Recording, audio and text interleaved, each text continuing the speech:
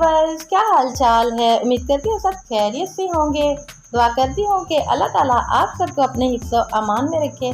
तो प्यारे प्यारे व्यूअर्स, आप देख सकते हैं कि आज का जो ड्रिंक है ये बहुत ही मज़े का और गर्मियों में सबकी फेवरेट बनने जा रहा है। तो जल्दी से आइए स्टार्ट करते हैं।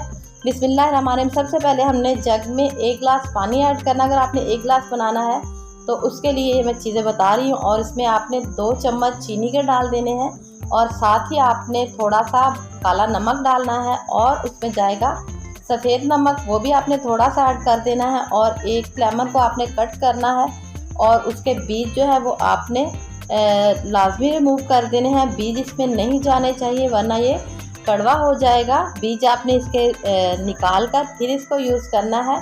और इसमें हमने सिर्फ आधा लेमन यूज़ करना क्योंकि ये लेमन बड़े वाला है तो इसमें आधा ही जाएगा।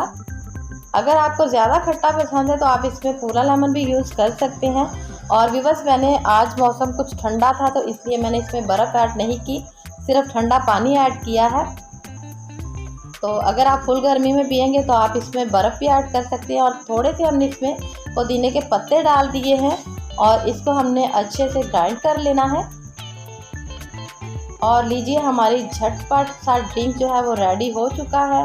मिलेंगे कल एक नई वीडियो के साथ, तब तक के लिए अल्लाह हाफिज़।